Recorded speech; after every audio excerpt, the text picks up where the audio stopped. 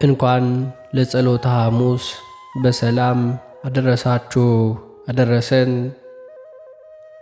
በስመ አብ ወወልድ ወመንፈስ ቅዱስ አሐዱ አምላክ አሜን።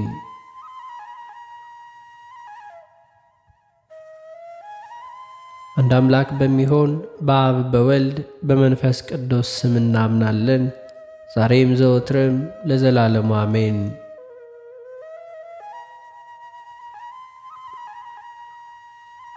ጸሎተ ሐሙስ ጌታችን ምስጢረ ቁርባንን ከምስጢረ ጸሎት ጋር አዋህዶ የገለጠበት ዕለት ነው።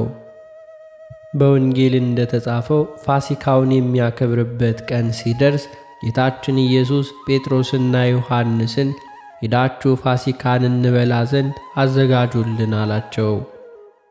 እነርሱም በየት እንድናዘጋጅ ትወዳለህ አሉት። ወደ ከተማ ገብታችሁ የውሃ ማድጋ የሚሸከም ስምዖን የተባለ ሰው ታገኛላችሁ። ወደ ገባበት ቤትም እርሱን ተከተሉት።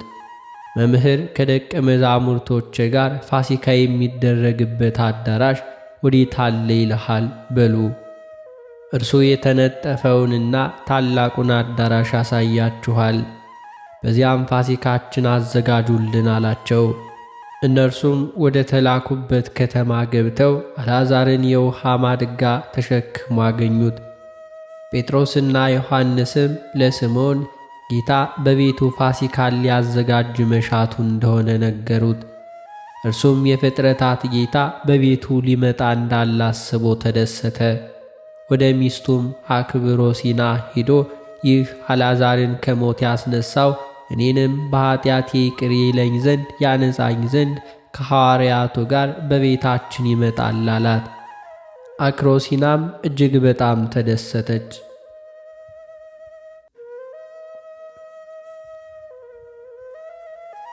ጌታችንም ሲደርስ ከሐዋርያቱ ጋር በአንድነት መጣ። ስምዖንም ከቤቱ ወጥቶ ሮጦ ከጌታችን እግር ስር ወደቀ። ወደ ቤቱም ከሐዋርያት ጋር አስገባቸው። ይሁዳ ግን ይህንን ሰዓት አልነበረም፣ ውጭ ወጥቶ ከሻጭና ከለዋጭ ጋር ገንዘብ ሲደራደር ነበርና። ስምዖንም ለሚስቱ አክሮሲና ጌታና ሐዋርያት የሚገቡበት በእግራቸው የሚረግጡት ምንጣፍ እንድታነጥፍ አዘዛት። አክሮሲና ግን የጌታችንን መልክ አታውቀውም ነበር። ያን ጊዜ ደቀ መዛሙርቱ ጸሎት ሲጸልይ አይታ እንዲሁም ካንተ ውስጥ መምህሩ ማን ነው አለቻቸው። እነርሱም ዝም አሉ። መልከ መልካም ወደ ሆነውና የጌታ ወዳጅ ወደ ሆነ ዮሐንስ ተመልክታ እርሱ ይሆን ብላም ጠየቀች።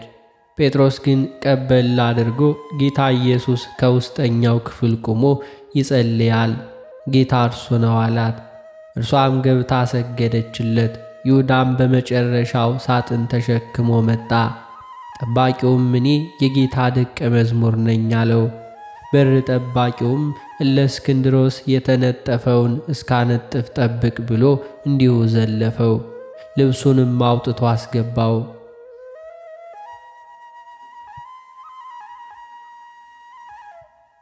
በአንደኛው ሰዓተ ሌሊት ወይንም ሐሙስ ለዓርብ ምሽት ጌታችን መድኃኒታችን ኢየሱስ ክርስቶስም ልብሱን አኖረ። ማበሻ ጨርቅንም ሁሉ አንስቶ ወገቡን ታጠቀ። ይህችውም ሥራ የምታሰራና የምታስጌጥ ናትና ለዛሬው የመነኮሳት መታጠቂያ አብነት ናት። ለምሳሌ ኢዮአብ ወደ ሰልፍ ሲገባ እየለበሰ ይገባ እንደነበረው ያን አይነት ነውና ጌታችን የደቀ መዛሙርቱን እግር ያጥብ ዘንድ በጴጥሮስ ጀመረ። ጴጥሮስ ግን እኔ ባንተ ልታጠብ አይገባኝም አለ። ጌታም መልሶ እውነት እውነት እልሃለሁ እኔ እግርህን ካላጠብኩ ከኔ ጋር ዕድል ፈንታ የለህም። ሌሎቹም ሐዋርያትን አጠባቸው። አሳልፎ የሚሰጠው ይሁዳንም እግሩንም አጠበው። ጌታ አሳልፎ የሚሰጠው ሳያውቅ ቀርቶ አልነበረም፣ ፍቅርንም ሲያስተምረውና ለንስሐ ጊዜ ሲሰጠው ነው እንጂ። እኛንም ለሚወደን ብቻ ሳይሆን ለሚጠላንስ እንኳን በጎ ማድረግ እንደሚገባን ሲያስተምር ነው። ጌታችን ጾመና ጹሟልን፣ ተጠመቀና ተጠመቋልን፣ ጸልየና ጸልየዋልን፣ ሰገደና ስገዷልን፣ የሐዋርያትን እግር አጥቦ እናንተም እንዲሁ አድርጉ ብሎ መምህረ ትሕትና ገለጠልን። ዛሬም ከፓትርያርኩ ጀምሮ ሊቃነ ጳጳሳት፣ ካህናት በየማረጋቸው የምእመናንን እግር በማጠብ የጌታን የትሕትና ሥራ ያስቡበታል። ለሐዋርያት ትሕትና ሲያስተምራቸው ጌታችን እግራቸውን አጠባቸው፣ ሊቃውንትም እንዲሁ ያስረዳሉና። ከዚያም ዘውእቱ ሥጋዬ ዘውእቱ ደሜ ብሎ ሥጋውና ደሙን ሰጣቸው። ዛሬም የልጅነት ጥምቀት የሚቀበሉ ምእመናን በዚሁ ዕለት ከክርስትና ቤት ወደ ቤተ መቅደስ ሄደው የጌታችን ክቡር ሥጋና ደሙን ይቀበላሉ። መሠረቱም ጌታችን ለሐዋርያት ያደረገው እንዲሁ ተመርኩዞ ነውና ከፍ ከፍ ሊል የሚወድ ራሱን ዝቅ ያድርግ ብሎ አስተምሯቸዋል።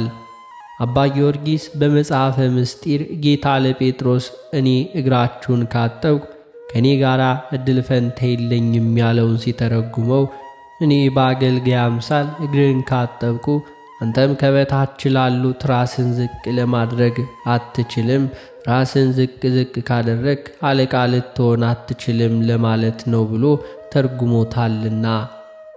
ጌታችን ደግሞ አምላክ ፈጣሪ መምህር ሳለ ዝቅ ብሎ እንዳጠባቸው እነርሱም ክህነታቸውና መምህርነታቸውን በትሕትና እንዲጀምሩ ሲያስተምራቸው ነውና።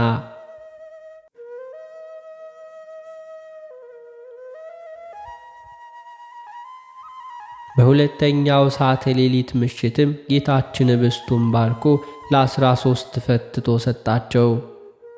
13ኛውን እርሱ የሚቀበለው ነውና፣ ነገር ግን ለእርሱ የሚረባና የሚጠቅም አይደለም። ዘውእቱ ሥጋዬ ዘውእቱ ደሜ ብሎ ኅብስቱን ባርኮ ይህ ሥጋዬ ነው እንካችሁ ብሎ ወይኑንም ባርኮ ይህ ደሜ ነው እንካችሁ ጠጡ ብሎ ሰጣቸው። 13 አድርጎ መፈተቱ ሐዋርያት እንዳይገርማቸው እንዳያስፈራቸው ነው። እርሱም እንዲሁ ቀምሷ ቀመሳቸው እንዲል አብነት ለመሆን ነው። አንድም ነገ በመልዕልተ መስቀል 13ቱ ሕማማተ መስቀልን እቀበላለሁ ሲል ነው። ጌታ ይህንን ባያረግ ኖሮ ካህኑ የጌታን ሥጋና ደም ሳይቀበል አቀብሎ ብቻውን በሄደ ነበርና ለእርሱም ለማስተማር ነው። ማዕዱንም እየበሉ ጌታችን እውነት እውነት እላችኋለሁ ከእናንተ መካከል አንዱ አሳልፎ ይሰጠኛል አላቸው። ሐዋርያት ሁሉ ደነገጡ፣ እርስ በርሳቸው ተያዩ። እኔ ሆን ተባባሉ። ጴጥሮስም ዮሐንስን ጠጋ ብሎ ማነው አሳልፎ የሚሰጥ ብሎ ጌታችንን ጠየቀው አለው። ወንጌላዊ ዮሐንስ ጌታን ጠጋ ብሎ ጠየቀው። ጌታችንም ከኔ ጋር እጁን ከወጭት የሚያገባ እርሱ አሳልፎ ይሰጠኛል አለ። ሐዋርያት ሁላችንም ከወጭቱ የምንጠቅስ አይደለምን ሲል ጌታችን እኔ ከወጭቱ አጥቅሼ የምሰጠው ነው አላቸው። ያን ጊዜ አጥቅሶ ላስቆሮጡ ይሁዳ ሰጠው። ስለ ወንጌላውያኑ ይህንን ታሪክ ይዘው አንድ ሳለ በተለያየ አገላለጥ ገልጠውታል። ይሁዳም እንደ ቸኮለ ሰው ይቅበዘበዝ ነበር። እርሱም ጌታን እንዴት አሳልፎ እንደሚሰጠው በልቡ እያሰበ ነበርና።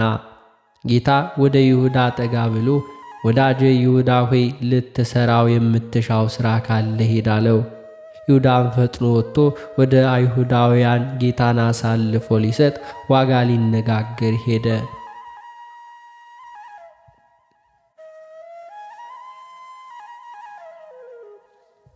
ከሦስተኛው ሰዓተ ሌሊት እስከ 5ኛይቱ ሰዓተ ሌሊት ድረስ ለደቀ መዛሙርቱ ሲመክራቸው የመንፈስ ቅዱስንም መምጣት አብዝቶ ሲነግራቸው ዓይኑንም ወደ ሰማይ አቀና።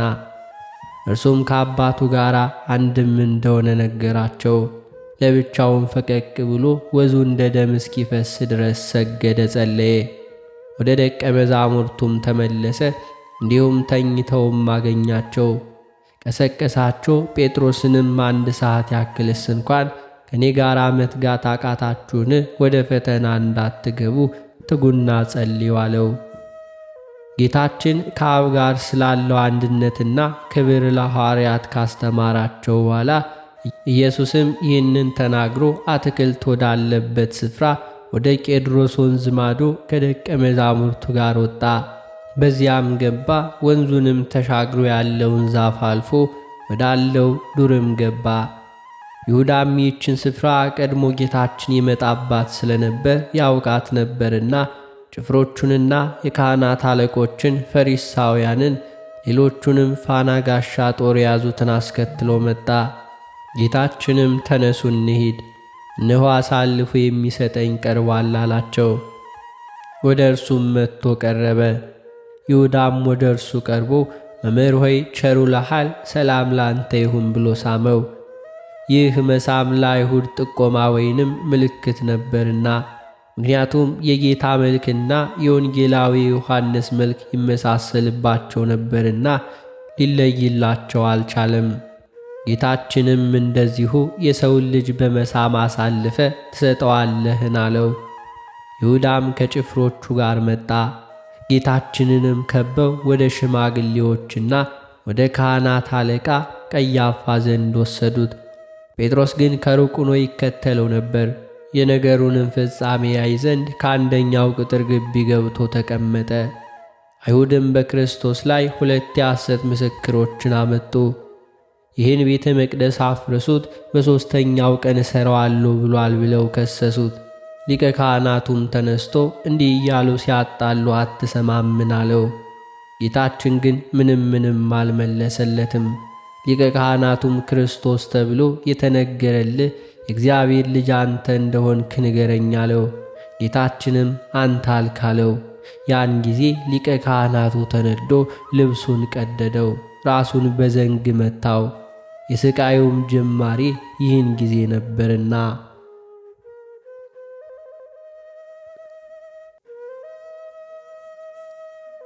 ጸሎተ ሐሙስ በቤተ ክርስቲያን በተለያዩ ሥርዓቶች ሲፈጸምና ሲታሰብም ይውላል። በጸሎተ ሐሙስ ከተፈጸሙ አበይት ተግባራት አንዱ መድኃኒታችን ኢየሱስ ክርስቶስ ይህ ሥጋዬ ነው ደሜ ነው ብሎ አማናዊ ሥጋና ደሙን መስጠቱ ነውና፣ እንደዚሁም ይህች ዕለት ሰፊ ጸሎት የተደረገበት የጸሎት ቀን ነው። ጌታችን ሐሙስ ዕለት ወዙ እንደ ውሃ ደም እንዲሁም ደሙ ወርዶ መሬቱን ጭቃ እስኪያደርገው ድረስ መላልሶ ስለ ጸለየ ጸሎተ ሐሙስ ተብሎም ተጠርቷል። ጌታችን የጸለየበትን ቦታ ወንጌላውያኖቹ በተለያየ ስያሜ ጠርተውታል። ማቴዎስና ማርቆስ አጸደ ወይን ጌቴሴማኒ፣ ሉቃስ ደብረ ዘይት፣ ዮሐንስ ማዕዶተ ቄድሮ ወይንም ፈለገ አርዲ እንዲሁም አጸደ ሐምል በማለት ሰይመውታል።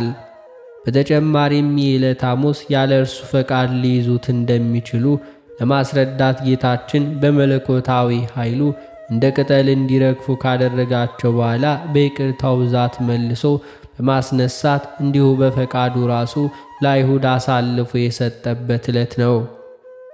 በዕለተ ሐሙስ ከሚከናወኑ አበይት ተግባራት መካከል ሠራኤ ሕግ ፈጻሜ ሕግ የሆነ ጌታችን አምላካችንና መድኃኒታችን ኢየሱስ ክርስቶስ ሕገ ኦሪትን እየፈጸመ አድጓልና በኦሪት ሥርዓት የሚፈጸመውን የመጨረሻውን የበግ ፋሲካ ወይንም የፋሲካ በግ ከደቀ መዛሙርቱ ጋር መመገቡ አንደኛው ነው።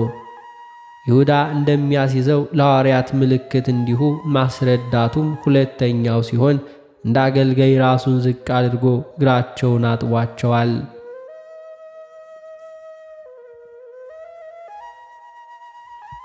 ጌታችን አምላካችንና መድኃኒታችን ኢየሱስ ክርስቶስ የደቀ መዛሙርቱን እግር ካጠባቸው በኋላ እናንተ መምህርና ጌታ ትሉኛላችሁ፣ መልካም ትላላችሁ።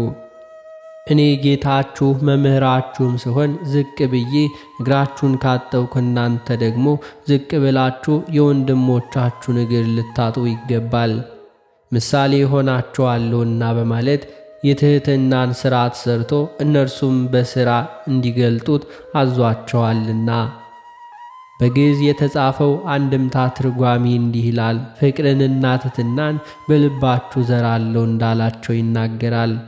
ሰለስቱ ምዕትም በአንቀጸ መነኮሳት መጽሐፋቸው ልክ እንደዚሁ ወንድሞች ወደ አንተ በመጡ ጊዜ እግራችንን ማጠብ ቸል አንበል፣ ይህችንም ሥራ ቸል የሚሏትን ሕዝብ ትእዛዘ ሥላሴን በፍዳ ይመረምሯቸዋልና።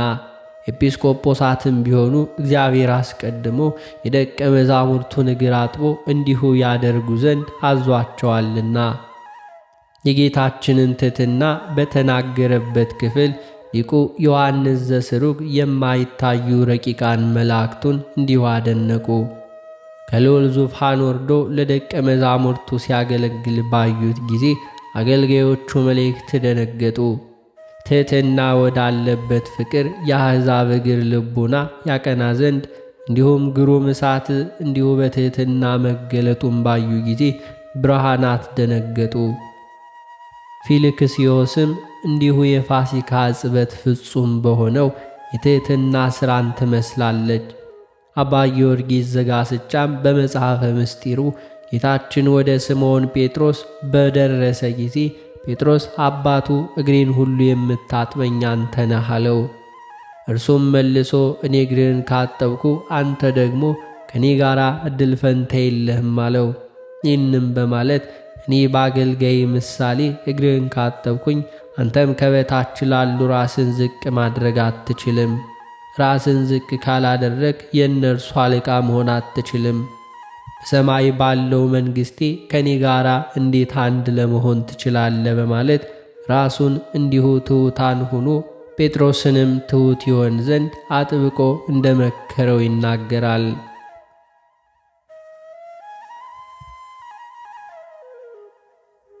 በቅዱሳት መጻሕፍት መነሻነት ዘውትር በግልጥ ሲከናወን የኖረው አሁንም ባለማቋረጥ እየተከናወነ የሚገኘው ለወደፊትም የሚከናወነው የቅዱስ የሆነው የኢትዮጵያ ኦርቶዶክሳዊት ቤተ ክርስቲያን ትውፊት ሥርዓት ወደ ጎን በመተው ግምታዊ ልማድን እየተከተለ የሐዋርያት ጥምቀት በዕጽበተ እግር ነው፣ እኛ የዳነው በዕጽበተ እግር ነው የሚሉ ሰዎች አሉ። ቤተ ክርስቲያናችንም ስታጠምቀን እንዲሁ ቅባ ቅዱስም ስትቀባን ከራስ ጀምራ ነው። በመጨረሻ ላይም እፍ ብላ መንፈስ ቅዱስን በማሳደር ነው እንጂ እግርንም በማጠብ አጥምቃም አታውቅም። ይኸውም ከሐዋርያት የተገኘ ከሐዋርያትም ሊያያዝ የመጣ ትውፊትና ቅዱሱ ነው እንጂ እንዲሁም ዓለም የተፈጠረ አዲስ ባህል አይደለም። ስለዚህም የጸሎተ ሐሙስ ሕጽበተ እግር ጥምቀት ሳይሆን ፍጹም ትሕትና ሰርቶ ለማሰራት ጌታችን የፈጸመው ተግባር ነው። ይህንንም ያለ ጥርጥር ልንቀበለውና ልንተገብረው ይገባል። ከዚህም ሌሎች ሐዋርያት ጥምቀት አንዳንዶቹ ተከተሉኝ ሲላቸው ነውና፣ አንዳንዶቹም ደግሞ በበዓለ ሃምሳ መንፈስ ቅዱስ በወረደላቸው ጊዜ ነው ይላሉ። ይህም ሁሉ አባባል ግን መጽሐፍ ቅዱሳዊ አይደለም፣ በመጽሐፍ ቅዱስ ማስረጃ ያልተደገፈ ግምታዊ ሐሳብ ነው እንጂ። በዕለተ ሐሙስ በተከናወነው ዕጽበተ እግር ሐዋርያት እንደተጠመቁ የሚናገሩ ብዙዎች ናቸው። ነገር ግን ይህ ሕጽበት መድኃኒታችን ክርስቶስ ወሰንና አቻ የሌለው ፍጹም ትሕትናውን የገለጠበት ምስጢር እንጂ ጥምቀት እንዳልሆነ ብዙ መጻሕፍቶች ይስማማሉ። ከዚህም በላይ የተዘረዘሩ መጻሕፍት በሙሉ ጌታችን ኢየሱስ ክርስቶስ የደቀ መዛሙርቱን እግር ማጠቡ ትሕትናውን ለመግለጥ እንደሆነ በማያሻማ ሁኔታ አረጋግጠዋል። ሐዋርያት በዚያን ጊዜ በዕጽበተ እግር ተጠመቁ የሚል ግን ማኅበረ ሐዋርያት ከባስልዮስ መጽሐፍ አገኘን ብለው ከጠቀሷት አንዲት ጥቅስ በስተቀር ሌላም አልተገኘም። ከዚህም በላይ ልናስተውሎ የሚገባው ቁም ነገር ቅዱስ ጳውሎስ ጌታ አንድ ነው፣ ሐዋርያት አንዲት ናት፣ ጥምቀት አንዲት ናት ባለው መሠረት ሰለስቱ ምዕት በጉባኤ ኒቅያ በተናገሩት የሃይማኖት ጸሎት መሠረት ኃጢአት በሚሰረይባት በአንዲት ጥምቀት እናምናለን ከማለታቸው ባሻገር ጥምቀት እንዳይደገም እንዲሁም እንዳይከለስ በፍትሐት መንፈሳዊ ከልክለዋልና።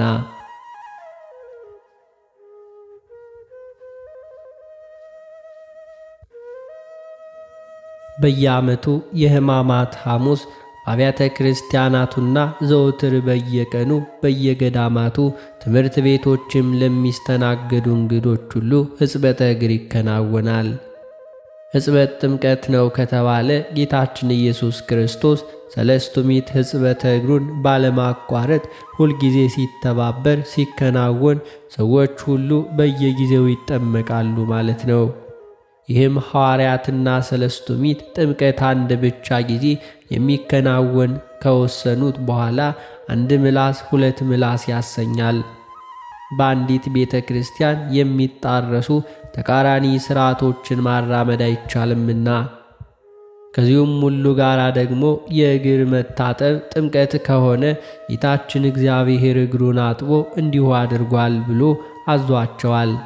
አዲስ አጥማቂዎችን ሁሉ አብሶ ሕፃናት መላ አካላታቸውን እያጠመቅን ለምንስ በቅዝቃዜ እናሰቃያቸዋለን? እግራቸውን ብቻ አጥበን ተጠምቃቸዋል እያልን አናሰናብታቸውም? እስኪ ይህን በማስተዋል እንመርምረው። መድኃኔ ዓለም ክርስቶስ በመዋዕለ ስብከቱ ያከናወናቸው አምላካዊ ታምራት ሁሉ እንዳይገለጡ ይህንን ለማስተማር እንዳትናገሩ እያለ አጥብቆ ይከለክል ነበር። ይኸውም ገደቡ ካሳው እስኪፈጸም እስከ ትንሣኤው ድረስ ሆኖ ከዚህም በኋላ ግን ታምራቱ መነገር ወዳለበት ወልደ እጓለ እመሕያው ክርስቶስ ከሙታን እስኪነሳ ብሎ ግልጽ አድርጎታል። ይህንንም መከራን ከፊት ያስቀምጦ ደስታን ክብርን መናገር ስለሚገባው ነው ብለው ሊቃውንት አትተውታል።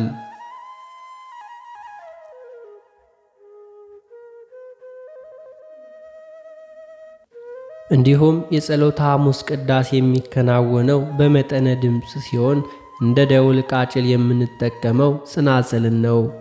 ልዑካኑ የድምፅ ማጉያ ሳይጠቀሙ በቀስታ ይቀድሳሉ። እንዲሁም ይሁዳ በምስጢር ጌታችንን ማስያዙን ለመጠቆም ሲሆን፣ በሌላ በኩል ደግሞ የዘመነ ብሉይ ጸሎት ዋጋ ምድራዊ እንደነበረ ለማስታወስ ነው። በመቀጠል ክብርኢቲ፣ ዕጣን ሞገድ እንዲሁም ዝማሬ የተባሉ የድጓ ክፍሎች ተዘምረው አገልግሎቱ እንዲሁ ይጠናቀቃል። ሕዝቡም ያለ ኑዛዜና ያለ ቡራኬ ይሰናበታል። ጉልባን ከባቄላ ክክ ከስንዴ ወይንም ከተፈተገ ገብስ ጋር አንድ ላይ ተቀቅሎ የሚዘጋጅና የጸሎተ ሐሙስ ዕለት የሚበላ ንፍሮ ነው። በጸሎተ ሐሙስ በቤት ውስጥ ከሚፈጸሙ ተግባራት አንዱ ጉልባን ማዘጋጀት ነው። ጉልባን እስራኤላውያን ከግብፅ ባርነት ሲወጡ በችኮላ መጓዛቸውን የምናስታውስበት ከእስራኤላውያን የመጣ ትውፊት ሥርዓት ነው። በሀገራችን ኢትዮጵያ አብዛኛዎቹ የትውፊት ክንዋኔዎች የብሉይ ኪዳን መነሻ ስላላቸው ይህ ሥርዓት ዛሬም በኢትዮጵያ ምዕመናን ዘንድ ይከበራል። ጉልባን እስራኤላውያን ከባርነት በወጡ ጊዜ አውክተው ጋግረው መብላት አለመቻላቸውን ያስታውሰናል።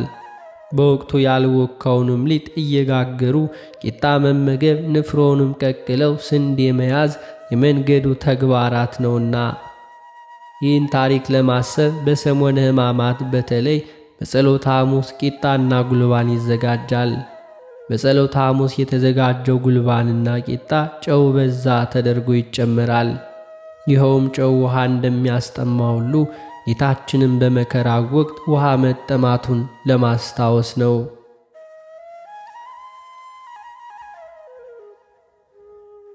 አነሳስቶ ላስጀመረን አስጀምሮ ላስፈጸመን ለጌታችን ለአምላካችን ለመድኃኒታችን ለኢየሱስ ክርስቶስ ፍጹም ምስጋና ይግባው ዛሬም ዘወትርም ለዘላለሙ አሜን።